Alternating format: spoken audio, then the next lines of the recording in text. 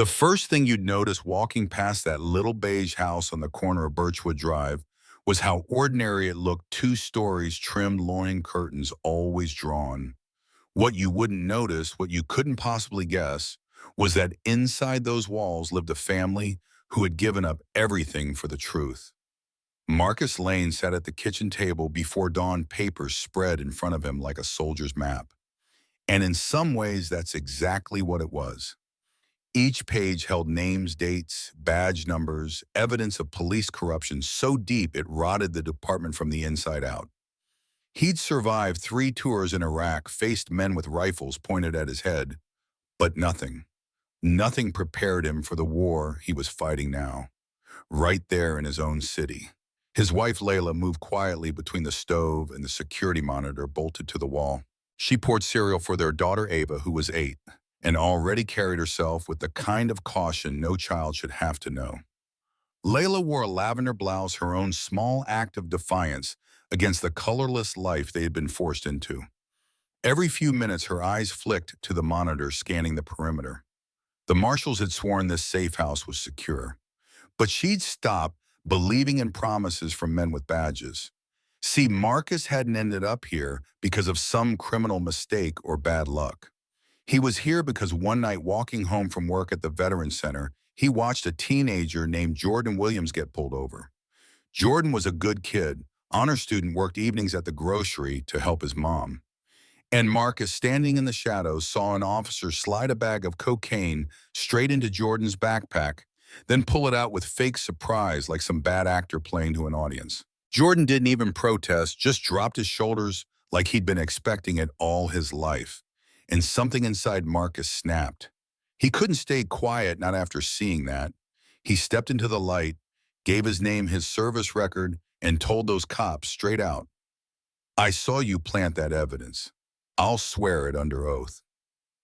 That was the night Marcus Lane became a marked man. The threats came fast, anonymous calls in the middle of the night, squad cars idling outside his home. Layla followed from work. Then the bomb scare at Ava's school, a note that said, "We know where your daddy lives." That's when the FBI swooped in, gave them new names, new IDs, stuffed them into a safe house where every smile had to be practiced and every phone call monitored. Agent Isabel Cruz was the one who laid it all out for them. Marcus's testimony was the key to toppling a ring of dirty cops led by Detective Connor Doyle, a man who thought his badge made him bulletproof. Doyle and his crew had been running the city like their own racket, planning evidence, stealing from drug busts, taking bribes, terrorizing witnesses. Marcus's word, combined with the files the feds already had, could finally bring it all down. But it also painted a target on his back the size of the courthouse. So there they were, 3 months into hiding, whispering through their days waiting for the trial. And then on a Tuesday morning at exactly 6:47 a.m., the whispering ended. The front door shattered inward, wood splintering hinges screaming. Boots thundered across the floor. Voices barked orders. Police, everyone down. But Marcus's gut told him instantly these weren't feds. These were Doyle's men. The same men he was scheduled to testify against. Layla's voice cut through the chaos, sharp with terror. "Marcus, they found us." Ava screamed, her workbook sliding off the table, crayons scattering. Marcus pushed himself in front of them, hands raised but posture solid, the way soldiers square their shoulders even when the gun is pointed at them. The lead officer stepped forward, black tactical mask hiding most of his face, but Marcus knew those cold eyes, Detective Connor Doyle. The man smirked like a predator, finally cornering his prey. "Marcus Lane, you're under arrest for narcotics distribution." He spat, handcuffs dangling like a trophy. Marcus laughed once dry and bitter. "You're really gonna frame me in a federal safe house?" Doyle leaned in, voice low enough that only Marcus could hear. "By the time the paperwork's filed, nobody will remember you were ever here." Layla shouted, "We're federal witnesses. Call Agent Cruz." But Doyle silenced her with a glance so cold it felt like a gunshot. The house became chaos, officers overturning furniture, shouting fake discoveries, bag of coke in the pantry, another stash upstairs. And Ava cried harder, clinging to her mom. And in that moment, Marcus felt the full weight of betrayal. The very system that promised to protect them was now tearing their sanctuary apart. But what Doyle didn't know, what not a single one of those corrupt officers knew, was that they were being watched. 3 blocks away, Agent Cruz sat in an unmarked van, eyes glued to surveillance monitors, headset crackling. The feds had been tracking Doyle for weeks, waiting for him to make his move. They knew he'd try something desperate before trial. And they were ready. Cruz's voice cut through the radio. All units stand by. Intent is established. On my mark. Inside the house, Doyle pressed his gun against Marcus's chest. Last chance, soldier. Cooperate or your family pays the price. Marcus met his gaze without flinching. I've faced men with bombs strapped to their chests, Doyle. You don't scare me. Seconds stretched like hours. Ava's sobs echoed. Layla's hands trembled against Marcus's back. Doyle raised his weapon, and that's when the street outside erupted. The growl of armored engines, floodlights blasting through the windows, the amplified command. Federal agents, weapons down now. The corrupt cops froze, masks of control slipping. The clean officers Doyle had dragged along, guys who thought this was a legit raid, backed up fast, eyes wide with the betrayal. One of them, Officer Jake Hanley, dropped his rifle to the floor and said loud enough for everyone to hear, "This isn't what I signed up for." Agent Cruz stormed through the door, flanked by a dozen heavily armed federal agents. She held up a recorder and snapped. Every word of your little warehouse meeting is on tape, Doyle. Every plan to kill a federal witness. You're finished. The room flipped in an instant. Doyle's smirk vanished, replaced by the pale realization that he was caught.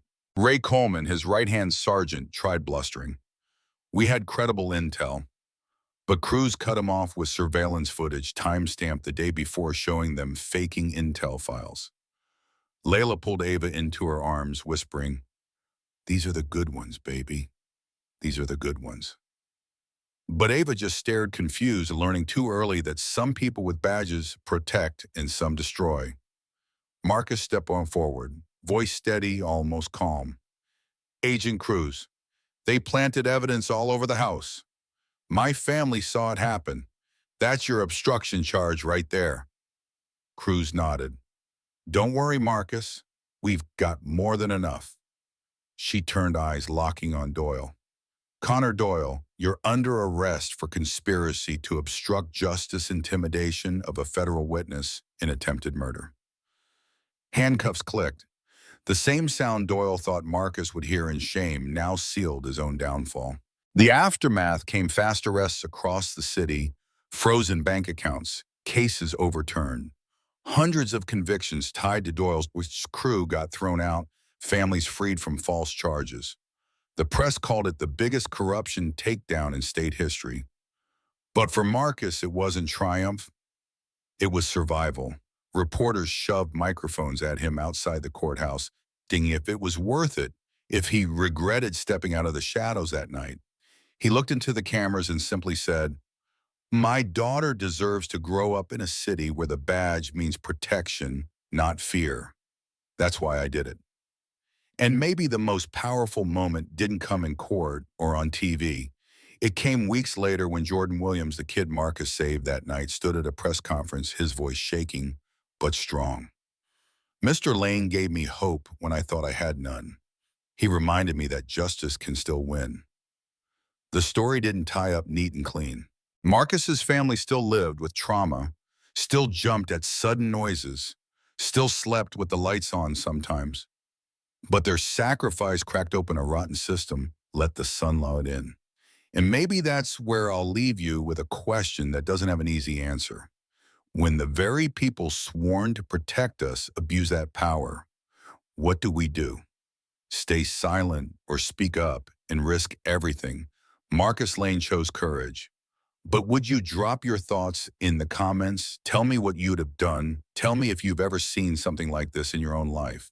And if you believe these stories matter, that truth deserves a voice, make sure to like, share, and subscribe because the fight for justice is far from over.